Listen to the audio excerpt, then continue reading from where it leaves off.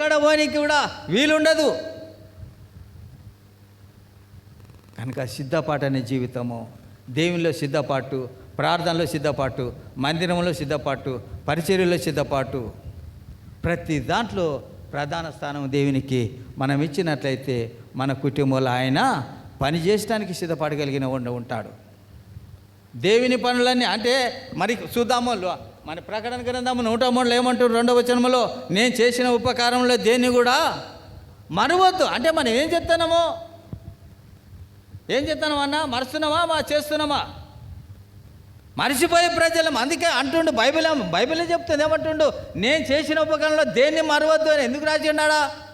మరిచిపోతాం కనుక చెప్పిండా. మనం మరిచిపోయిన ప్రజలము, సోమరులము, బుద్ధి లేని వారము. ఆ బుద్ధి లేని కుమారుడు ఎక్కడ పోయిండు? తండ్రి చల్లి దేవుని సందు నుండి నాకు నా ఆస్తి నాకు ఇమ్మని ఆ చిన్న కుమారుడు తన ఆస్తినంతా పెట్టుకుపోయి ఆ ఖర్చు చేసుకొని నేను సుఖపడతా అనుకున్నాను. దేవుడు ఏం చేసిండు? మొత్తం అక్కడ ఆ గ్రామంలో ఏం చేసిండు? ఈడైతే ఎక్కడ నివాసిస్తుండో అక్కడ కరువు తెప్పించిండు. ఈడెక్కడైతే నివాసం ఉంటుండో అక్కడ ఘోరమైన కరువు తెప్పించిండు. కనీసము ఆ గ్రామంలో వీడు పోయిన ఆ గ్రామంలో ఆ దేశంలో అనేకమైన కరువు తెప్పించిండు. ఆ కరువు తెప్పించినప్పుడు అప్పుడు అనుకున్నాడు, ఏమొచ్చింది దానికి? ఏమొచ్చింది? బుద్ధి వచ్చింది. కష్టం వచ్చింది, బుద్ధి వచ్చింది. శ్రమ వచ్చింది, బుద్ధి వచ్చింది.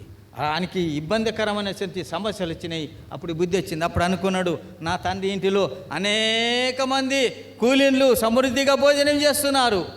నా తండ్రి ఇంట్లో సమృద్ధి భోజనం ఉంది, నా తండ్రి ఇంట్లో సమృద్ధి అయినటువంటి ఆహారం ఉంది. నేను ఇక్కడ ఆకలితో నేనేం చేస్తున్నాట? చచ్చిపోతున్నాను. తండ్రి ఇంటి నుంచి వెళ్ళి, తండ్రి ప్రజల నుంచి వెళ్ళి, దేవుని సందు నుంచి వెళ్ళి నీకు వేరుగా ఉంటావో నీకు అక్కడ సమస్యలు పెడతాయి. అందుకేమంటుండు, నాకు వేరుగా ఉండి మీరేమీ చెయ్యరు. యోహాను సువార్తలో నాకు వేరుగా ఉండి మీరేమీ చెయ్యరు. ఆయన మన సన్నిధి మనకు తోడుగా ఉండాలి, ఆయన ప్రేమ తోడుగా ఉండాలి, ఆయన సన్నిధి మనకు తోడుగా ఉండాలి.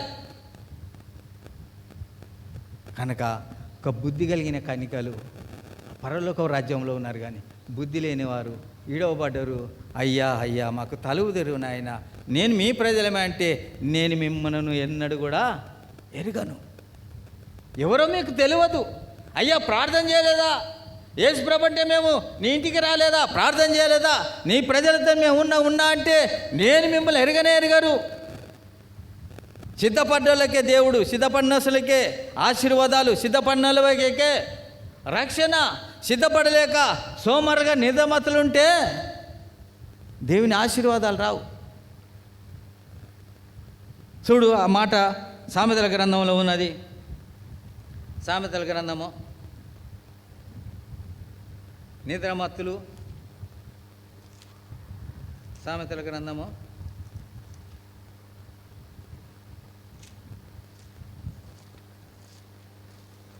23 ఉన్నది. చూడండి ఆ మాట, 23వ అధ్యాయము సామెతలు 23.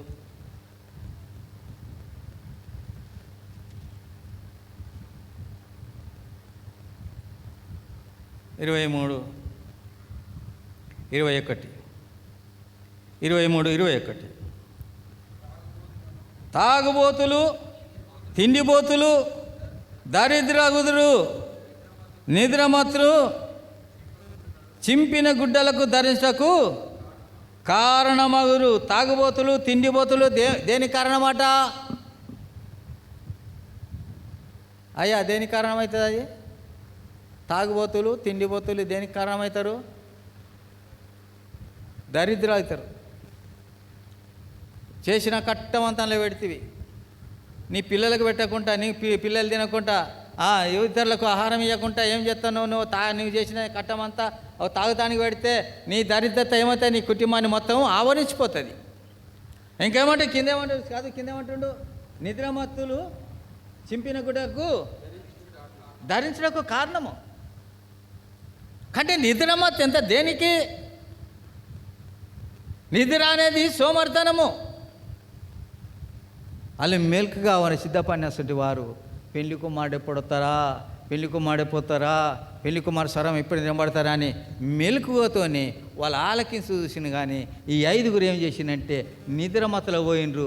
ఆ పెళ్లి కుమారుని స్వరం విన్న వాళ్ళు వెళ్ళిపోయినరు. ఈ ఈడుబడ్డ వారు ఏమవుతుందంటే లోకంలో యాతన పడుతున్నారు, లోకంలో యాతన పడుతున్నారు.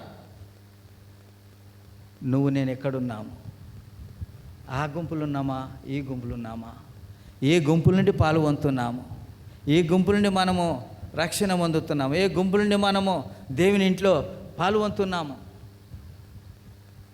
ఇడవాడు గుంపుండే ప్రభువా, నన్ను ఇడిచిన గుంపులో ఉన్నాను ఆయన.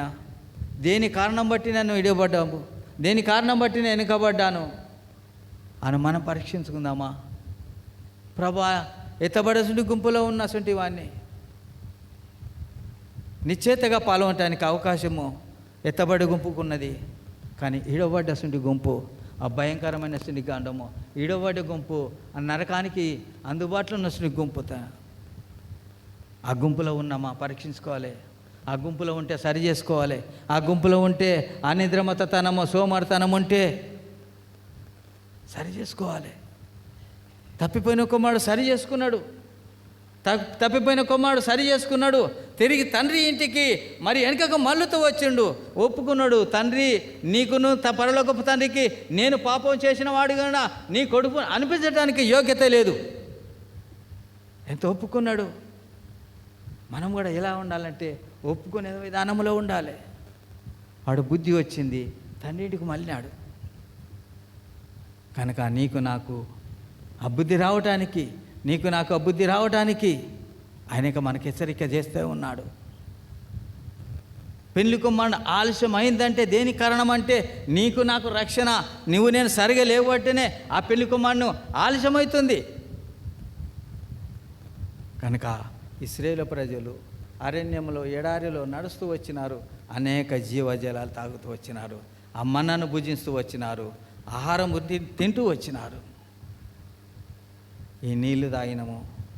ఆ సమరశ్రీ వచ్చింది. అయ్యా, యాకోబు దగ్గర ఆ సమరశ్రీ అడుగుతూ వచ్చినది. అయ్యా, నేను ఇచ్చి నీళ్ళు తాగుబడినట్టు తప్పకుండా నువ్వు సెలవిస్తూ వచ్చినావు. ఇంత దూరం రావడానికి నాకు అవసరమైందయ్యా. ఆ నీళ్ళు నాకు ఇస్తే నేను తాగి, ఆ జీవజలం తాగి నేను కూడా విశ్వాసంతో జీవిస్తున్నప్పుడు ఆయన పాపలు ఒప్పుకున్నది కనుక ఆ పాపాన్ని బట్టి ఆమె ఏం చేసింది? రక్షణ పొందింది. అక్కడ నిలసబెట్టింది. ఆ సమరయ పట్టణానికి వెళ్ళింది. ఆ నిజమైనటువంటి రక్షకుడు, ఆ మెస్సే వచ్చినని ఆ లోకమంతటా సాటించింది. అనేకులు రక్షణ పొంది వచ్చినారు. నువ్వు నేను ఆ జీవజలాన్ని తాగి విశ్వాసంతో జీవించినప్పుడు ఇతరులకు సువార్త చెప్తున్నామా? దేవుని మార్గం తెలియపరుస్తున్నామా? దేవుని ఇంటికి వచ్చి మనం ఏమి వింటున్నామో, ఏ వాక్యం విన్నామో, అయ్యో ఈ వాక్యం ద్వారా ఎందరూ రక్షింపబడతారో నేను ఒక మాట చెప్తాను అని నీకు నాకు ఆశ కలిగి ఉండాలి. ఒక ఆత్మనైనా మనం తీసుకురాలి, ఒక కుటుంబాన్ని మనం తీసుకురాలి, ఒక మన తోటి స్నేహితుడు కానీ తోటి బంధువులు కానీ ఎవరైనా కూడా మనం తీసుకొచ్చినట్లయితే ఒక ఆత్మ రక్షింపబడితే 10 అంతలు నీకు ఆత్మలు ఆయన రక్షణలోకి తెస్తాడు. కనుక నేను నన్ను ప్రేమించేది. నేను కూడా మరి అనేక మార్లు ఎన్నో రకాలుగా పోలీసులు పట్టుకున్నారు. ఒకసారి టోల్గేట్ కాడ, మా ప్రాపర్ జనగాం, ఇక్కడ కాదు, ప్రాపర్ జనగాం. నేను ఎప్పుడు వస్తూనే ఉంటా. అయితే టోల్గేట్ కాడ పట్టుకున్నారు. పట్టుకున్నప్పుడు హెల్మెట్ ఉంది, అన్నీ ఉన్నాయి. పట్టుకున్నారు. ఈ పట్టుకున్నప్పుడు ఏం చేయాలి? వీళ్ళు ఎందుకు పట్టుకుంటుండ్రు? లైసెన్స్ అన్నీ లేవు దగ్గర. అరే అసలు పట్టుకున్నారు ఏం చెప్తారో అనుకుని ఆలోచన అది. ఆపు అన్నారు. సాయంకాలం 4:30 గంటలకు ఆపు అన్నారు. ఆపిన. ఆపంగానే నేను అనుకున్న హెల్మెట్ ఏమన్నా లైసెన్స్ ఇట్లా అడుగుతాను. కానీ ఆ తాగుతారు కదా అన్న, తాగితే అది పెట్టుకుంటారు కదా, దాన్ని చూసే పట్టుకుంటారు కదా. ఆ ప్రోగ్రాం ఉంది వాళ్ళది, పోలీసు వాళ్ళది. ఆగానే అన్నారు, నోరు దాపన్నారు. నోరు అన్నారు. అన్నప్పుడు నేను అన్నా, ఏసు రక్తమే చేయం, ఏసు రక్తమే చేయం. ఎందుకు? ఏసు రక్తమే చేయని నేను చేసిన, ఇళ్ళకి వెళ్ళి సువార్త పత్రిక తీసిన, వాళ్ళకి ఇచ్చేసిన. అయ్యా యేసు రక్తం ప్రతి పాపం కడుగును, నేను తాగేటోని కాదయ్యా, ఆ జీవజలంలో యేసు అనే రక్తం నేను తాగిన, యేసు రక్తంలో కడగబడినటువంటి ఇవన్నీ నాకు తెలియదు సార్ అన్న. ఒకప్పుడు తాగిపోతున్నాయి, ఒకప్పుడు తిండిపోతున్నాయి, దరిద్రనే ఒకప్పుడు ఎన్నో రకాలుగా తాగిపోతున్నాయి. కానీ ఇప్పుడు అవన్నీ మానుకున్న యేసు ప్రభుని వెంబడించేటువంటి దాసునైనా నాయన, యేసు ప్రభువే రక్షకుడు, యేసు ప్రభువే లోక రక్షకుడు, నిన్ను నన్ను రక్షించని దేవుడు అయ్యా అని చెప్తే, అయ్యో పో పో పో అవసరం లేదు పో, ఇక మాకు అవన్నీ చెప్ప అన్నారు. అంటే మన సాక్ష్యం ఎక్కడా అంత బలపడి ఉండాలి. అంటే వాళ్ళ సాక్ష్యము చూడండి, మా దానియేలు గ్రంథంలో షడ్రకు మెషకు అబేద్నెగోలు వాళ్ళ సాక్ష్యం ఎక్కడ ఉన్నదంటే, మరి వాళ్ళు అగ్నిగుండంలో బయలుపడ్డప్పుడు రాజుల తీర్మానమే మార్చబడ్డది. ఏమయ్యా, రాజుల తీర్మానమే మార్చబడ్డది. రాజే ఒప్పుకోండు వీరి దేవుడు సజీవుడు, వీరి దేవుడు రక్షకుడు, ఆయనే సాక్ష్యం పలుకుతూ వచ్చినారు. నువ్వు నేను ఈ లోకంలో జీవించినప్పుడు మన సాక్ష్యం ఎట్లుండాలా అమ్మ, ఎట్లుండాలా? ఇవి యేసు ప్రభు నమ్ముకుందయ్యా, చర్చికి పోతా అని ఇతరులు చెప్పాలి. అప్పుడే దేవునికి మహిమ, అప్పుడే దేవునికి ఆశీర్వాదాలు మన మీద కుమ్మరించబడతాయి. కనుక ఇంకొక మాట చూడుద్దాము, మనం ఎలా ఉండాలో, ఎలా జీవించాలో, ఎలా విశ్వాసంతో ఉండాలో కొలసీలకు రాసిన పత్రిక అది చూసుకొని మనము బలలోనికి కొలసి 3:12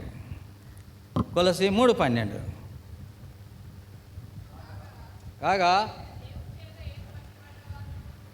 దేవుని చేత ఏర్పరచబడిన వారిను, పరిశుద్ధులను, ప్రియులైన వారికి తగినట్లు మీరు జాలి కలిగిన మనసు, దయాలత్వమును, వినయమును, సాత్వికమును, దీర్ఘశాంతమును ధరించుకొనిడి. ఈ మందిరానికి వచ్చేటప్పుడు ఇవన్నీ ధరించుకోవాలి.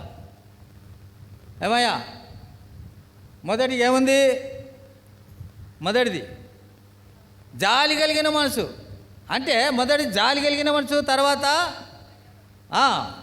దయా, వినయము, సాత్వికము, ఇవన్నీ మనం ధరించుకొని దేవుని ఇంటికి వస్తే ప్రియులైన వారికి తగినట్లుగా మనం నడవాలి.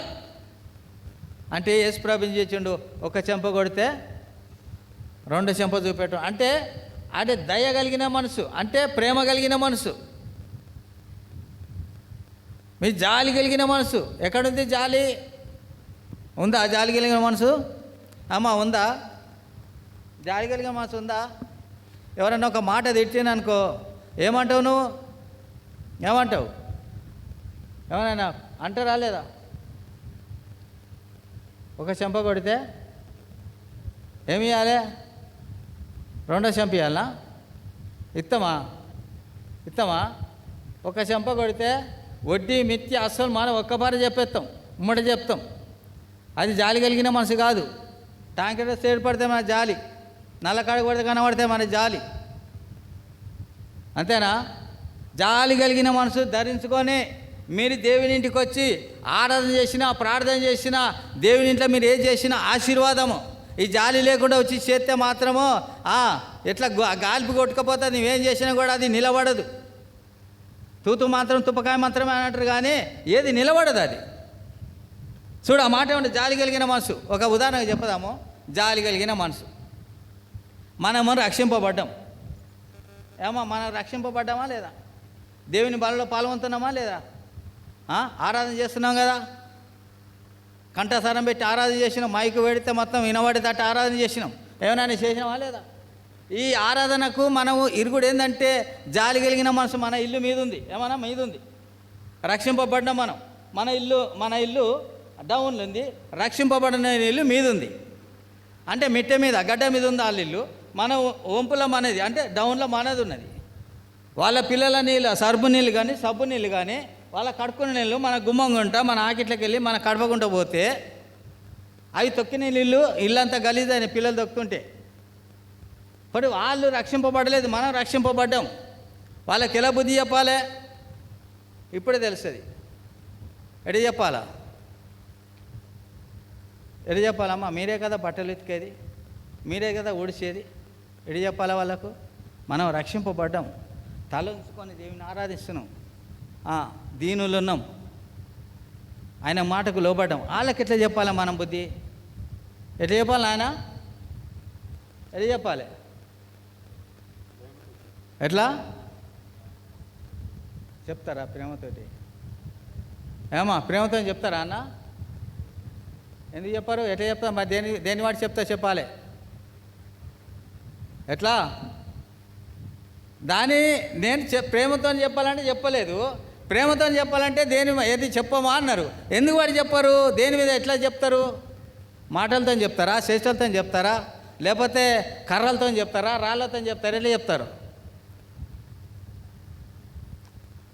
కోడి మీద కోడి మీద, కుక్క మీద కుక్క మీద, వేరే జీవరాశి మీద ఏమంటారు? నీకు పోయే రోగం ఆయే, నీకు కాళ్ళు ఇరిగిపోనే, నీకు దొమ్మరోగం రాగే, నీకు ఆ రోగం రానే, ఈ రోగం రాగే, ఎన్ని రోగాలు మాట్లాడతారు అంటే డైరెక్ట్ అనే లేక మాట అదే బట్టగప్పి అల్లం తిట్టినట్టు డైరెక్ట్ అంటే ఊకుంటారాక ఓ దొమ్మరోగం దాకా నా నీళ్ళని నా దిగొస్తాను, నా ఇంటికి వస్తాను నేను ఊకుంటుంది ఆమె. అంతకన్నా దొమ్మరోగం అని చెప్తుంది మనల్ని. అది కాకుండా నువ్వు దీనుడు అయి దేవునికి లోబడి మాటకు లోబడి, ప్రభువా నాయన వాళ్ళని మారాలే నాయన, వాళ్ళు ఇంత అన్యాయంగా నీళ్ళు వస్తున్నాయన, వాళ్ళతో మాట్లాడు నేను వాళ్ళ దేవుని ప్రార్థన చేసి, అక్క ఇంతగానో ఆ నీళ్ళు మా ఇంట్లోకి వస్తున్నాయి అక్క, దండం చేస్తా, సబ్బు నీళ్ళు బట్టలు నీళ్ళు మా ఇంట్లోకి వస్తుంటే ఇల్లంతా ఖరాబ్ అవుతుంది అక్క, దండం చేస్తే ఇంతగానో మళ్ళించండి అక్క, ఎన్నోసార్లు చెప్తున్నాం అక్క, నువ్వు జోడించి బతిలాడి ఒకసారి చెప్పినావు అనుకో, దేవుడు వాళ్ళ హృదయాన్ని తిప్పి ఏం చేస్తాడు? అయ్యో వాళ్ళు ఇంత మనం తిట్టినా, వాళ్ళు ఎన్ని చేసినా కూడా దేవునింటి వాళ్ళు ఎంత ప్రార్థన పరులు అలా తగ్గించుకున్నారు. నేను కూడా మీ మందిరానికి వస్తే ఒక్కసారి చూస్తా, మీ మందిరంలో ప్రార్థన చేస్తారో ఏమవుతుందో, వాళ్ళు ఏం చేస్తారంటే ఆలోచన పుట్టి ఏం చేస్తారు, ఒక్కసారి నీతోని దేవునింటికి వచ్చి అడుగు చూపెట్టాల్సింది స్థాయికి తెస్తాడు. ఇక అదే మనం కందిరిగల మోహకం పెట్టుకొని వాళ్ళకు అన్నం అనుకో, వాళ్ళ పక్కోలు కూడా రారు. అది దీనత్వము. ఆ దీన మనసు కలిగి, మేలుకోగలిగి, సిద్ధపాటు కలిగి, నువ్వు బలలో పాల్వంతే ఆశీర్వాదాలు, నువ్వు బలలో పాల్వంతే నీకు క్షేమము. కనుక ఇంకో మాట కూడా చూసుకొని బలలో పాల్గొందాము. 1 కొరింథీయులకు రాసిన పత్రిక 11వ అధ్యాయము 23వ వచనము. 11:23.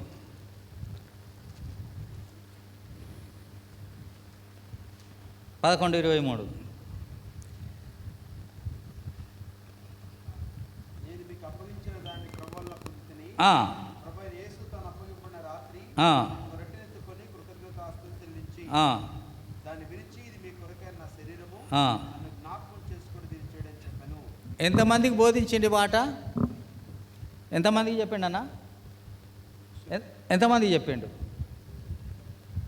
ప్రభు రాత్రి అప్పగింపబడిన రాత్రి ఒక రొట్టెనెత్తుకొని కృతజ్ఞత చెల్లించి, ఇది విరిచి మీరు భుజించుడి, ఇది నా శరీరము అని ప్రభు ఎంతమందిని కూకుండా పెట్టుకొని చెప్పిండు ఈ మాట? 12 మంది శిష్యులకు ఈ బోధిస్తూ వచ్చినాడు. ఈ 12 మంది శిష్యులు పాల్వంతు వచ్చిండ్రు. ఈ 12 మంది శిష్యులు విశ్వాసంతో జీవించిండ్రు. కానీ తప్పిపోయిన వాళ్ళు ఎంతమంది ఉన్నారు? అలా దాంట్లో ఎంతమంది తప్పిపోయినరు? ఎంతమంది? ఇస్కరియోతు యూదా బలలో పాల్పొందిండు, పరిచయంలో పాల్పొందిండు, ప్రార్థనలో పాల్పొందిండు, సవాసంలో పాల్పొందిండు. చివరికి ఏమైంది? 30 ఎండి నాణెములకు యేసు ప్రభునే అమ్మిండు. ఇంకెవరు ఉన్నారు? అనుమానించింది ఇంకెవరు? తోమా ఏం చేసిండు? సచ్చినోడు లేచిండ్రా, సజీవుడు లేచిండ్రా అంటే, నేను ఆయన చేతులలో ఏలు పెడితేనే, ఆయన పక్కలు చేయి పెడితేనే నేను నమ్ముతా. నేనెందుకు నమ్ముతా? సచ్చినోడు 4 రోజులకు సచ్చినోడికి ఇప్పుడు లేతాడా అనేది అనుమానంతోనే ఉన్నాడు అసంటి వాడు.